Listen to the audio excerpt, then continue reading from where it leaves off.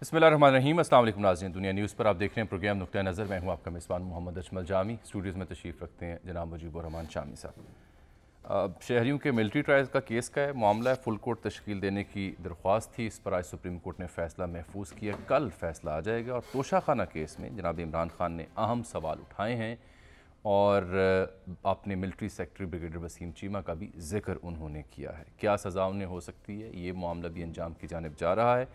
और इसके साथ साथ हम देखते हैं कि निगरान वज़ीर-ए-आज़म के हवाले से बददस्तूर क़यास आराइयाँ अपने अरूज पर हैं। कौन होगा निगरान वज़ीर-ए-आज़म, सियासी होगा, गैर सियासी होगा, लीगी हल्के इस बारे में क्या कहते हैं, ये ख़बर भी आपके सामने रखेंगे। लेकिन सर-ए-दस्त हम प्रोग्राम का आगाज़ करने जा रहे हैं उस मिशन से जिसमें सियासी और अस्करी क़यादत हम आवाज़ है, चाहे वो ग्रीन रेवोल्यूशन हो, ज़राअत के शोबे में तरक्की का ख्वाब हो, या फिर मिनरल्स का मामला हो, मादनियात का मामला हो, क्योंकि आज मिनरल समिट भी हुआ है। और इस हंगाम ये इसलिए भी ज़रूरी है कि चीनी नायब वज़ीर-ए-आज़म जो हैं वो भी पाकिस्तान के दौरे पर हैं। सी-पैक की 10 साला जो सेरेमनीज़ हैं उसको उन्होंने मनाया कल वज़ीर-ए-आज़म शहबाज शरीफ साहब के हमरा। तो चाइना, गल्फ़ कंट्रीज़, इनका ताउन पाकिस्तान में ज़राअत और मिनरल्स के शोबे में इनका ताउन किस कदर अहम है। और अब ये जो गर्द से तरक्की, जो मुसद्दिक़ मलिक साहब का एक बयान जिसके ऊपर कई तहफ़्फ़ुज़ात का भी इज़हार किया जा रहा है, उसमें हकीकत कितनी है, कितनी पोटेंशियल है पाकिस्तान में, दोस्त मालिक कितनी मदद कर सकते हैं, इससे हम प्रोग्राम का आगाज़ करेंगे। फिर वो आज जो 20 रुपये पेट्रोल कीमत में इजाफा हुआ वो भी नुहा पड़ेंगे। शामी साहब, चीनी वज़ीर-ए-आज़म, गल्फ़ स्टेट्स का एतमाद, सियासी और अस्करी क़यादत हम आवाज़, ये सिर्फ मिशन स्टेटमेंट है या इसमें कुछ जान नज़र आ रही है आपको? देखिए, ये हुकूमत जो है ये रुखसत होने वाली है। चंद रोज़ की मेहमान है ना। कोई दम का मेहमान हूँ, अहले महफिल, चिराग़े सहर हूँ, बुझा चाहता हूँ। अगरचे के हमारे वज़ीर आज़म जो है शहबाज शरीफ, उनको मुगालता लग गया। क्या? क्योंकि 1 अगस्त हो गई ना, अगस्त का महीना शुरू हो गया। उन्हें तकरीर करते हो कि अगले महीने मैं रुखसत हो जाऊँगा। फिर अचानक ख्याल आया कि महीना तो अगस्त का शुरू हो चुका है, इसी महीने रुखसत होना है और चंद रोज़ में। बहरहाल देखिए, एक हुकूमत जो रुखसत हो रही है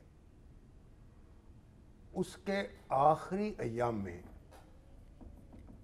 इस तरह की सरगर्मी बड़ी मानी खेज है कि बड़ी मानी खेज है। यानी चीन के नायब वज़ीर आज़म एक बड़े डेलीगेशन के साथ सी-पैक की 10वीं सालगिरह की तकरीब में शिरकत के लिए आए और यहाँ उनका पुरतपाक इस्तकबाल तो होना ही था। उन्हें पाकिस्तान का आला तरीन सिविल अवार्ड हिलाल पाकिस्तान पेश किया गया। उनकी खिदमात भी हैं पाकिस्तान और चीन के ताल्लुकात के हवाले से, पुराने एक डिप्लोमेट हैं। और उसके साथ ये जो मिनरल समिट है ये मुनक़िद हुई है। दुनिया भर से तजारती कंपनियां, ये जो सऊदी नायब वज़ीर हैं वो भी तशरीफ़ लाए, कान कनी के मादनियात के शोबे से, कोल एंड माइनिंग के, वो थे। उनका खिताब भी था। दूसरे ममालिक, दोस्त ममालिक जो हैं वो लोग आए हैं उनके। तो वो जो वज़ीर आज़म ने कहा ना कि एक नया जोश व खरोश हमारे दोस्तों में भी पैदा हुआ है, वो जो आपने वो इन्वेस्टमेंट काउंसिल बना दी है, हाँ जी, वन विंडो ऑपरेशन होगा। तो जो पाकिस्तान की जो ब्यूरोक्रेसी थी और सुर्ख फीता था और जो अदालती निज़ाम जिस तरह का था, उससे जो लोग खौफ ज़दा थे वो खौफ दूर कर दिया गया और लोगों के लिए एक दूर करने की कोशिश की जा रही है। दूर कहाँ होता है सर? पुरकशिश एक माहौल बनाया गया। नहीं, आर्मी चीफ भी मुखातिब हुए ना। आर्मी चीफ भी मुखातिब हुए, जाहिर है वो तो इसका बड़ा हिस्सा है।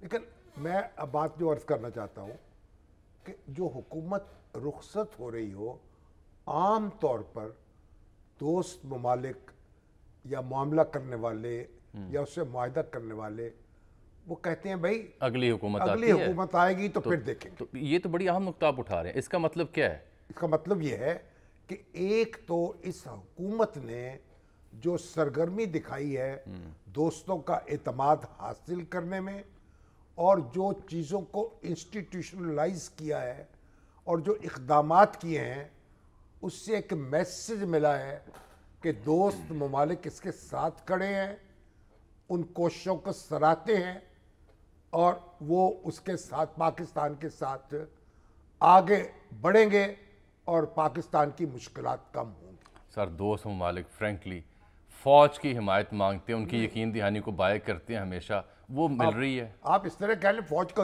انڈیا کی ہے, پاکستان کی ہے نا, پاکستان کا یہ ادارہ ہے نا. تو اب جو ادارہ بچا ہے, باقی تو ادارے برباد ہو گئے یا کر دیے گئے, تو جو بچا ہے اب اس کے ساتھ مل کر اگر ہم دوڑ لگا لیں تو کیا حرج ہے؟ کوئی حرج نہیں. تو اس لیے فوج اور وفاقی حکومت اور صوبائی حکومتیں ایک پیج پر ہیں, ایک, اور یہ ایک بڑا میسج جا رہا ہے. اور اس کو آپ یہ بھی دیکھیے کہ ایک کرن جو ہے نا, میں دیکھتا ہوں فضا میں کچھ تبدیلی آئی ہے.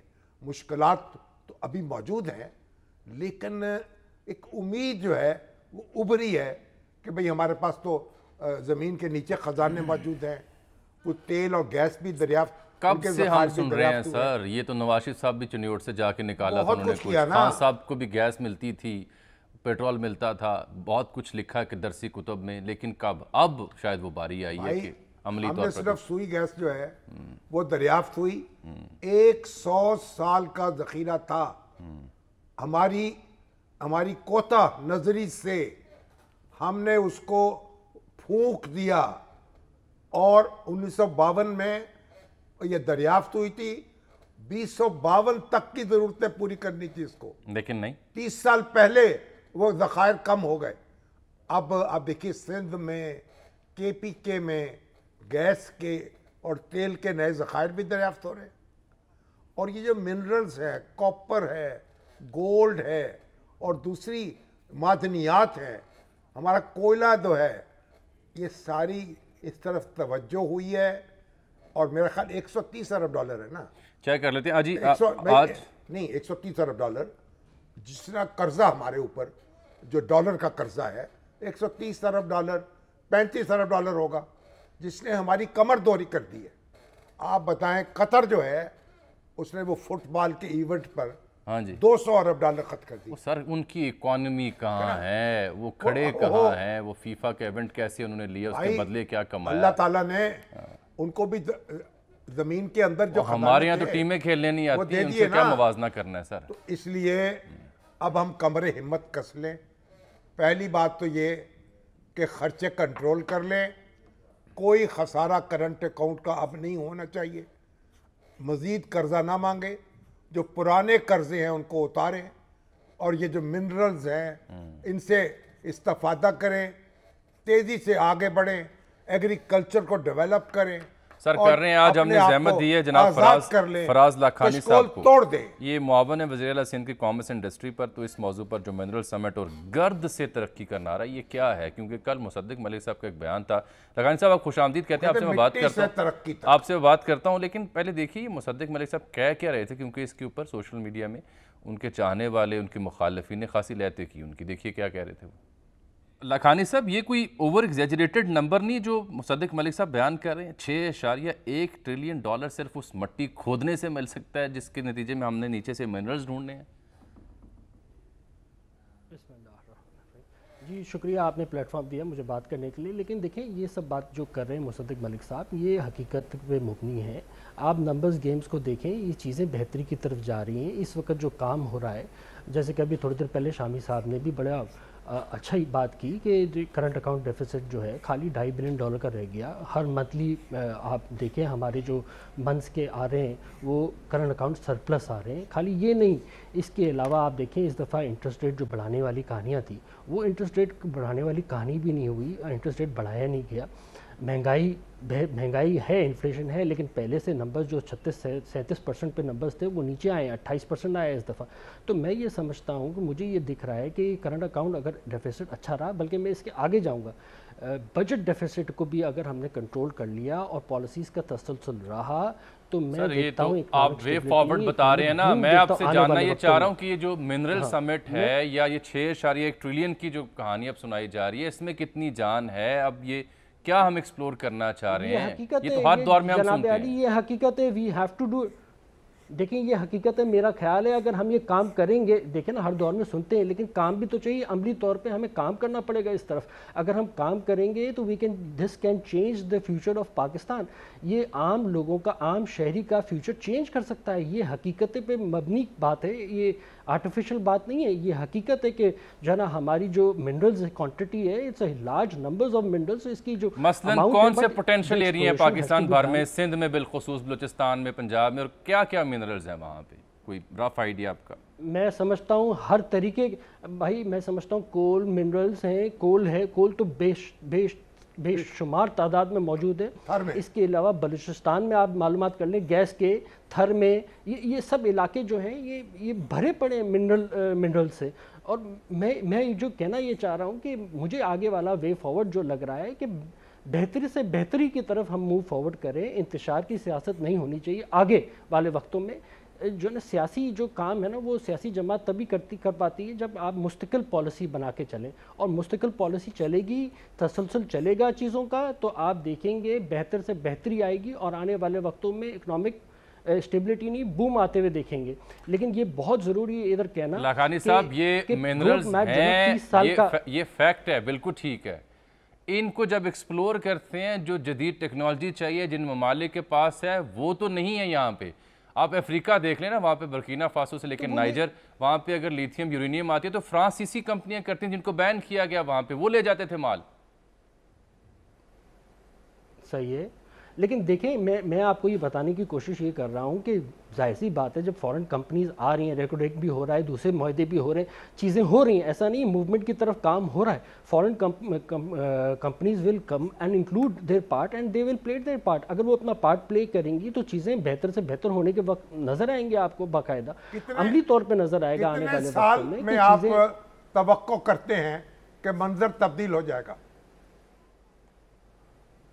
میں سمجھتا ہوں اگر پالیسی کا تسلسل رہا، جس طرح سیاسی جماعتیں سیاست چھوڑ کر پاکستان کا کام کر رہے ہیں، پاکستان کو فور فرنٹ پہ رکھ کے کام کر رہے ہیں، جس طرح اکثری قیادت اس وقت کام کر رہی ہے اور پاکستان کے فیور میں کام ہو رہا ہے، تسلسل اگر چلا تو میں سمجھتا ہوں اٹ کین چینج اور بہت جلدی آپ بوم دیکھیں گے. اور اس کی پہلی اگزامپل 48,000 کا انڈیکس پاکستان اسٹاک ایکسچینج چھو رہا ہے اس وقت، اس کے باوجود کہ 22% کا انٹرسٹ ریٹ موجود ہے. اب آپ یہ اس سے ایکسپیکٹ کر لیں کہ یہاں سے اگر انٹرسٹ ریٹ نیچے آنا شروع ہوا تو یہ 50,000 تو کچھ عرصے میں، وچ از دا مین انڈیکیٹر آف پاکستان اکانومی. تو میں سمجھتا ہوں جو عام لوگ ہیں ان پہ بھی ان کا بینیفٹ آنے والے وقتوں میں گرے گا اگر تسلسل رہا پالیسی کا. تسلسل پالیسی کا بہت ضروری ہے.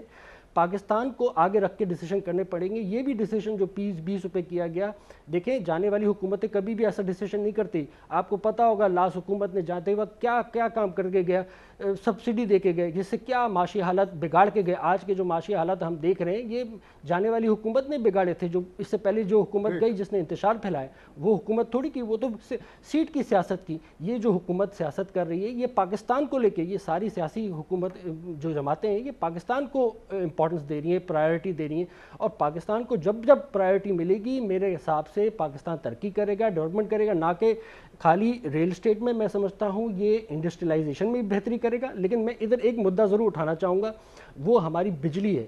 میں نے 2-3 جگہوں پہ اور بھی پروگرام میں کہا کہ ہم سبسڈی تو ختم کریں لیکن اس کے ساتھ ساتھ جو ہمارے آئی پی پیز کے ایگریمنٹس ہیں، ایکسپینسو ایگریمنٹس ہیں، وہ بھی ریٹائر ہونے چاہیے تاکہ ہمارا کمپٹیشن ہو سکتے، کمپٹیٹیو ریٹس پہ آ سکیں بجلی کے یونٹ پہ، تاکہ ہم انڈسٹریلائزیشن بھی فاسٹ ٹریک پہ اس ملک میں لے کے آ سکیں. یہ بھی بہت ضروری ہے آنے والے وقتوں میں. دس از اے لانگ ٹرم پالیسی. اللہ کرے ایسا ہو جائے. آپ کے وقت کا ابھی تو ساورن گارنٹیز میں سمجھتا ہوں، آئی ایم ویری آپٹمسٹک اور انشاءاللہ سون ہوگا. ساورن گارنٹیز ہیں. پھر دیکھیں یہ جو ہمارے کیا ہے، ہمارے قمر باجوہ صاحب، انہوں نے بھی ایفرٹ کی تھی نا. سابق آرمی چیف کے ذکر کر رہے ہیں آپ؟ تو آج آپ ان کی یاد کہاں سے آئی؟ آئی پی پیز کے حوالے سے. اچھا، انہوں نے اس کو فریز کر دیا تھا ڈالر کو میرے خیال 162 روپے پر، کہ آئی پی پیز کو ادائیگی کے لیے جو ڈالر ہے نا، وہ جو بھی فلیکچویشن اس کی ہے لیکن اس کا اثر نہیں ہوگا. تو یہ میرا خیال اس سے کافی امپروومنٹ ہوئی تھی. اب یہ مزید اس میں کیسے ریلیف مل سکتا ہے؟ آپ انہیں کریڈٹ پیش کر رہے ہیں؟ میں سمجھتا ہوں جو اچھا کام کیا ہے، مجھے یاد آتی ہے ان کی، آتی ہے، یاد ستاتی ہے.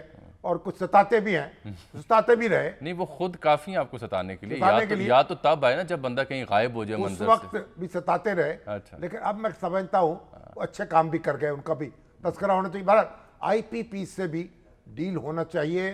لیکن ایک بات میں آپ سے عرض کروں کہ عسکری قیادت اور سیاسی قیادت ایک دوسرے سے جڑی رہے، اور سیاسی قیادت میں بھی میں سمجھتا ہوں کہ یہ جو پیپلز پارٹی اور مسلم لیگ نون ہے یہ بھی کوئی روزہ رکھ لیں اور ایک دوسرے سے جڑے رہیں. تو پی ٹی آئی کیا کرے؟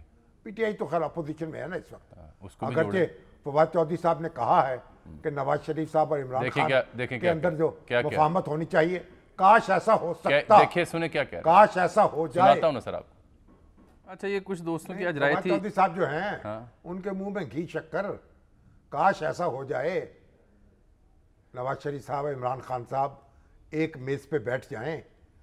مگر آپ یہ تمنا ہے، کسے معلوم کہ آنے والے مہینوں میں برسوں میں شاید یہ سب ہم آواز ہوں کسی ایک کام کے لیے. اچھی بات ہے. مگر میں تو یہ سمجھتا ہوں کہ اب یہ جو زرداری صاحب اور نواز شریف صاحب ایک ٹیبل پر ہیں، یہ تو بیٹھے رہیں. یہ کوئی ایک دوسرے کو چوکے لگانے نے شروع کر دیں. نہیں ہو گیا نا شروع سے. کوئی سیاست جو ہے تھوڑا سا اس کو خیر بات کہہ دیں اور متحد ہو کر ملک کی کشتی کو گرداب سے نکال لیں. پھر سیاست کا کیا بنے گا؟ بندہ ہمارا ہونا چاہیے نگران، یہ والا بندہ ہونا چاہیے. سارے بندے ہمارے ہیں. یہ تو آپ کی سوچ ہے نا. بلاول بھٹو بھی ہمارے ہیں. اچھا یہ فواز صاحب کی ایک بات سن لیں. عمران خان بھی ہمارے ہیں. آج کچھ دوستوں نے قیاس رائے کی فضل الرحمان کہ سب ہمارے ہیں سر، یہ وطن بھی ہمارا ہے. یہ آج کچھ دوستوں نے کہا کہ فواد چودھری صاحب اچانک یہ کس کے کہنے پہ بول رہے ہیں. یہ میں وضاحت کر دوں کیونکہ ہم ان سے ملاقات بھی کرتے رہتے ہیں. آپ کو یاد ہوگا یہ 9 مئی سے پہلے بھی فواد چودھری صاحب یہی بات کیا کرتے تھے، اور بلکہ یہ نہیں، وہ انہوں نے کچھ روابط بھی کرنے کی کوشش کی تھی جو وہ کارگر نہیں ثابت ہو سکی تھی ان کی ایفرٹس.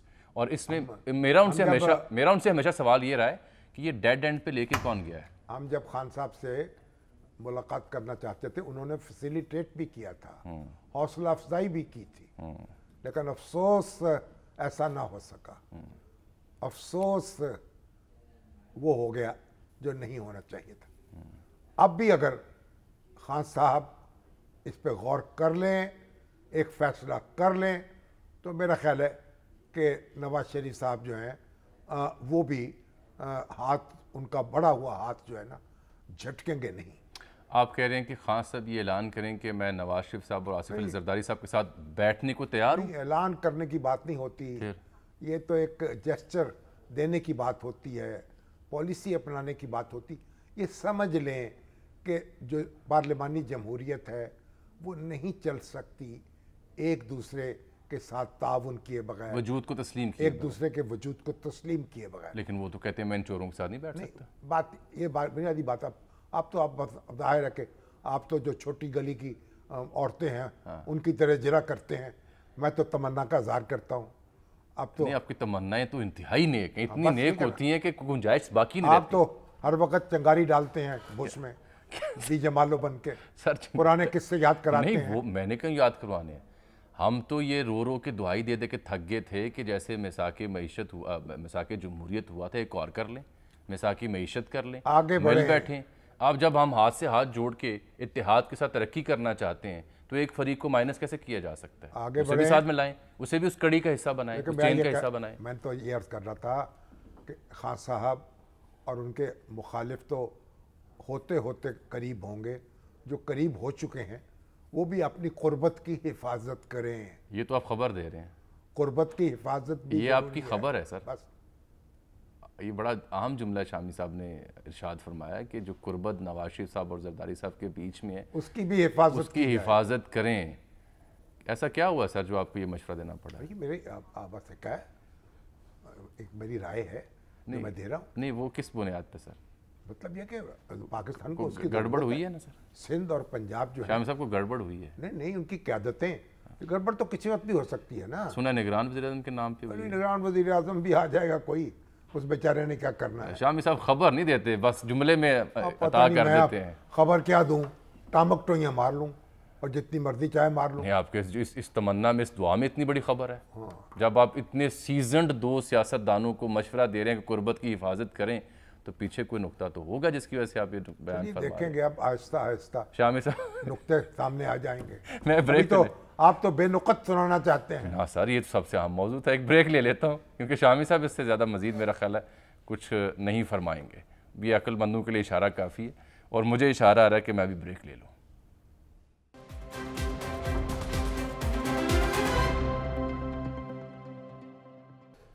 ویلکم بیک ناظرین. ابھی ہم بریک سے پہلے نگران وزیر اعظم کی بات کر رہے تھے. اب تو رانا تنویر نے وہ بات کرنا شروع کر دی جو یہ خاک سر پچھلے 2 ماہ سے عرض کر رہا ہے آن ایئر کہ اگر شخصیت سیاسی ہوئی تو پھر چناؤ وقت پر ہو رہا ہے, غیر سیاسی ہوئی تو تاخیر کا خدشہ ہے. اب رانا تنویر صاحب بھی یہ بات کہہ رہے ہیں. تو بہرحال 2 دن کا وقت دیا گیا ہے اتحادیوں کو, برائے نام ہی ہے خبر کی حد تک کہ آپ اپنے اپنے کینڈیڈیٹ سجیسٹ کریں. راجہ ریاض صاحب نے بھی مشاورت کرنی ہے اپوزیشن جماعتوں سے کل کے روز, تو 1-2 دنوں میں صورتحال کچھ واضح ہو جائے گی. لیکن کہیں نہ کہیں بہرحال گوٹ ضرور پھنسی ہوئی ہے کہ اپنی مرضی کا نگران وزیر اعظم چاہتے ہیں, سیاسی شخصیت تاکہ اوور سائٹ رہے, اور کہیں اور سے مطالبہ کچھ اور ہے شاید. لیکن سر یہ جب ہو بھی جائے گا, 90 روز کے اندر انتخاب بھی کروانا ہے, صدر مملکت بھی ہیں بیچ میں, چیئرمین بھی اسپیکر میں, یہ الیکشن کی تاریخ کا اعلان یہ کس نے کرنا ہے؟ ایک بات یہ کی جا رہی ہے حکومتی حلقوں کی جانب سے کہ یہ الیکشن کمیشن کرے گا تاریخ کا اعلان, جو انہوں نے ایک جواب بھی جمع کروایا تھا سپریم کورٹ میں, اس میں بھی کچھ ایسا لکھا تھا. اس میں ترمیم کر دی نا. ہاں, ایک دوسرا نقطہ یہ بیان کیا جائے نہیں یہ تو صدر مملکت کا اختیار ہے. تو یہ کیوں پیچیدگی کیا ہے؟ بڑی دلچسپ کیا یہ میرے پاس جسٹس فقیر محمد کھوکھر صاحب تشریف لائے جو ریٹائرڈ جج ہے سپریم کورٹ کے. اس سے پوچھنے لگا کہ کون تقرر کرے گا نگران وزیر اعظم. میں نے کہا الیکشن کمیشن, کیونکہ آئین میں اس میں قانون میں ترمیم ہو گئی. انہوں نے کہا ذرا آئین منگواؤ. آئین منگواؤ, انہوں نے کہا آرٹیکل 48 نکالو. 48 اچھا, اس کی شیک 5 اس میں لکھا ہوا ہے کہ ویئر دی پریزیڈنٹ, جہاں صدر مملکت اسمبلی ڈیزالو کریں گے تو وہ پھر الیکشن کی ڈیٹ کا اعلان کریں گے. اب یہ ان کو بھیج رہے ہیں, اگر تو ایڈوائس نہ دیں اور اسمبلی خود بخود تحلیل ہو جائے. اگر اسمبلی خود بخود تحلیل ہو جائے تو 60 دن کے اندر انتخاب کرانا بالکل, وگرنہ 90 پھر دن تو الیکشن کمیشن کے پاس اختیار جائے گا. تو وہ تو صورت آتی نظر نہیں آتی. یہ تو 9 تاریخ کو وہ بھیجیں گے ایڈوائس, تو صدر مملکت فوراً اسے قبول کر کے اسمبلی تحلیل کر دیں گے. ٹھیک, اور جب وہ تحلیل کریں گے تو الیکشن کی تاریخ دینے کا اختیار ان کے پاس آ جائے گا. ہاں وہ پھر الیکشن کمیشن کے پاس نہیں ہوگا. دستور کی جو دفعہ یہ کہتی ہے, دفعہ 48 کی ذیلی شیک 5. اور تب تک اگر عارف علوی صاحب نہ ہوئے تو پھر عارف علوی صاحب کہاں جائیں گے؟ ان کی مدت بھی تو پوری ہونی ہے نا. اگر طوالت اختیار کر گیا معاملہ, اور ان کی مدت بھی تو 5 سالہ پوری ہونی ہے نا. عارف علوی صاحب تو اس وقت تک صدر رہیں گے جب تک ان کا جانشین منتخب ہو کر ان کی جگہ نہیں لے لیتا. ان کا ٹینیور جو ہے نا وہ جاری رہے گا نئے صدر کے انتخاب تک. ٹھیک, یعنی چیئرمین سینٹ والا معاملہ نہیں ہے کہ وہ. ٹھیک, یہ بھی ایک بڑا سوال لوگ یہ بھی ہے. 5 سال پورے کریں گے, اور اگر نئے صدر کا انتخاب نہ ہو تو پھر وہ برقرار رہیں گے اپنے منصب پر جب تک کہ نیا صدر منتخب نہ ہو جائے. اگر چھٹی پہ چلے جائیں تو پھر صادق سنجرانی صاحب جو ہیں, جیسے پچھلے دنوں جب وہ عمرے کی سعادت وہ اپنے حاصل جوہر کرنے دکھا گئے. سکتے ہیں. لیکن اب یعنی تاریخ کا اعلان صدر کر رہے ہیں. صدر صاحب جو ہیں اگر یہ 9 تاریخ کو ایڈوائس بھیجیں گے تو صدر صاحب انتظار نہیں کریں گے خود بخود ریزالو ہو جائے 48 گھنٹے. وہ فوری طور پر ایڈوائس قبول کریں گے, اسمبلی تحلیل کر دیں گے. جو ہی اسمبلی تحلیل کریں گے تو مدہ 90 روز کا ہوگا. انتخابات کی تاریخ کا اعلان کرنے کا اختیار ان کے پاس آٹومیٹیکلی. بس چلیں جی, یہ بات واضح ہو گئی. وہ انتخاب کی تاریخ دے دیں گے. بالکل ٹھیک ہے. اچھا سر, ایک بڑا اہم موضوع ہے. ہم کوشش کرتے ہیں کہ جب بھی ملک بھر میں پولیو کے خلاف, جی ہے بالکل ہے, ہم کوشش کرتے ہیں اپنے اس پروگرام میں کہ ملک بھر میں جب بھی پولیو کے خلاف مہم کا آغاز ہوتا ہے تو اس کے حق میں ہم بات کرتے ہیں, انکریج کرتے ہیں والدین کو کہ پولیو کے قطرے اپنے بچوں کو ضرور پلائیں, کیونکہ پاکستان وہ 1 یا 2 ممالک میں رہ گیا ہے جہاں پولیو بھی باقی ہے, پوری دنیا سے چھٹکارا حاصل کر چکی ہے. لیکن آج افسوسناک واقعہ کوئٹہ میں نواں قلعے کے مقام پر پیش آیا. پولیو ٹیم تھی, چونکہ 1 اگست سے 5 اگست تک یہ پولیو مہم بلوچستان اور سندھ کے اور پنجاب کے کئی اضلاع میں جاری ہے. تو یہ 2 اہلکار تھے پولیس والے جو ڈیوٹی پر مامور تھے پولیو ٹیم کے ساتھ، ان کو ٹارگٹ کیا دہشت گردوں نے، وہ شہید ہوئے ہیں، بڑا افسوس ہے اس پہ. اور یہ اس کے باوجود جان ہتھیلی پہ رکھ کے یہ پولیو ورکر پولیس اہلکار اس ذمہ داری کو نبھا رہے ہیں. ڈاکٹر شہزاد آصف صاحب ایکسپرٹ ہیں سلسلے میں، ان کو زحمت دی تاکہ وہ ناظرین کو، والدین کو جو سن رہے ہیں ان کو آگاہ کر سکیں کہ پولیو مہم میں کیوں بڑھ چڑھ کر حصہ لیں. ڈاکٹر صاحب خوش آمدید. جی السلام علیکم شامی صاحب. ڈاکٹر صاحب یہ بتائیے یہ کیا یہ واقعات تھمتے ہی نہیں ہیں، یہ کیا کیا جانا چاہیے؟ یہ بیچارے روز نشانہ بنتے ہیں پولیو ورکرز، ان کی حفاظت کرنے والے. جی this is an unfortunate trend but I just want to clear کہ ابھی تک جو جتنے بھی واقعات ہوئے ہیں ان میں جو ہماری پولیو ٹیم کی سیکیورٹی پہ مامور جو پولیس کے جوان ہوتے ہیں ان کو اٹیک کیا جاتا ہے، یا وہ آ رہے ہوتے ہیں ڈیوٹی پہ یا جا رہے ہوتے ہیں یا ڈیوٹی کے دوران. ہماری پولیو ورکرز کو ڈائریکٹ ٹارگٹ نہیں کیا جاتا، لیکن یہ ایک لمحہ فکریہ ہے کیونکہ یہ اس وقت یہ کمپین جو ہے افغانستان میں بھی ہو رہی ہے، اور افغانستان میں پچھلے 2 سال سے وہاں پہ پولیو ٹیمز پر یا ان کے حفاظت کے بارے میں کسی قسم کے کوئی اٹیکس نہیں ہوئے. چلیں یہ تو ذمہ داری ہے، اس کے باوجود بھی پولیس اہلکار اور پولیو ورکرز جو ہیں ان خطرات کو مول لیتے ہوئے بھی کام اپنے کریں. اب چونکہ مہم کا آغاز 1 سے 5 اگست ہے، اب کون سے علاقے ہیں جہاں از حد ضروری ہے پولیو قطرے پلانا، اور جو والدین سن رہے ہیں اس پروگرام کو اور آپ کو، ان کی خدمت میں کیا آپ کہنا چاہیں گے؟ جی سب سے پہلے تو میں یہ کہنا چاہوں گا کہ میں سلوٹ کرتا ہوں ہمارے اپنے پولیو ورکرز کو جو 70,000 سے زائد اس وقت فیلڈ میں ہیں اور گھر گھر جا کے قطرے پلا رہے ہیں. کہ نواں کلی میں جیسے کہ آپ نے واقعہ بتایا، لیکن اس یونین کونسل کے علاوہ تمام علاقوں میں ایون کوئٹہ میں بھی ہمارے پولیو ورکرز نے اپنی وہ کمپین جاری رکھی ہے، اور یہ جو ایک نیشنل ڈیوٹی اور نیشنل فریضہ ہے اس کو سر انجام دے رہے ہیں. میں عرض کر رہا تھا کہ والدین کے نام کیا آپ پیغام دیں گے؟ ان کو انکریج کیجئے نا کہ پولیو قطرے پلانا کیوں ضروری ہے. جی اس کے سلسلے میں یہی کہوں گا کہ اس وقت ہمارے پاکستان کو 2 جگہ سے وائرس سے خطرہ ہے. ایک وہ وائرس جو پاکستان میں موجود ہے، اور دوسرا وہ وائرس جو کہ افغانستان میں سرکولیٹ کر رہے ہیں. لہذا جن علاقوں میں جو 65 اضلاع جہاں پہ ہم کمپین کر رہے ہیں، یہ وہ ہیں جہاں پہ یا تو ساؤتھ KPK کے وائرس کا پھیلنے کا خطرہ ہے یا افغانستان سے اس وائرس کے آنے کا خطرہ ہے.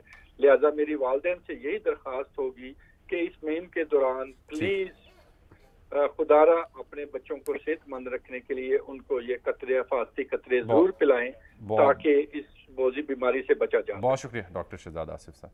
تو آج توشہ خانہ کیس میں جی ہمارے چیئرمین PTI کا بیان قلم بند ہو گیا بالآخر.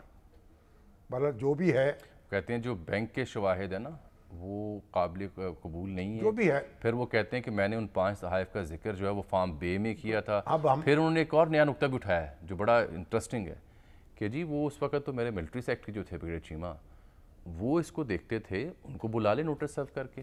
چلیے ان کو بھی بلا لیں. یہ ایک دلچسپ پہلو ہے کہ کیا اگر عدالت انہیں بلاتی ہے اور کیا وہ آتے ہیں، گواہی دیتے ہیں یا نہیں. دیکھیے مقدمہ جو ہے چل رہا ہے، فائنل سٹیج پہ، فائنل سٹیج پر ہے. جب فیصلہ ہوگا تو جائزہ لے لیں گے. اب جرا ان پہ کر لی گئی بیان انہوں نے دے دیا، گواہوں کے بیان قلم بند ہو گئے، اور پھر سپریم کورٹ نے اب فوجی عدالتوں میں جی وہ بھی مقدمے چلیں گے سیویلینز کے کہ نہیں. جسٹس جواد خواجہ جو ہمارے سابق چیف جسٹس، درخواست ان کی جو ہے ان نے ریٹن جو معروضات ہیں اور اعتراضات ہیں نا وہ پیش کر دیے. کل فیصلہ ہوگی، کل فیصلہ ہے، آج فیصلہ ہوگا. ہاں جی کل آ جائے گا. اب اصل میں جو سیویلینز کل یہ بڑا اہم دن ہے، کل دیکھنا فوجی ہوگا کیا فیصلہ. تنصیبات پر جا کے حملے کریں تو ان کا تو معاملہ نارمل لوگوں کا نہیں رہتا نا. چلیے ایک میں چھوٹی سی بریک لے رہے ہیں، 2 اہم موضوعات رہ گئے، ملتے ہیں بریک کے بعد.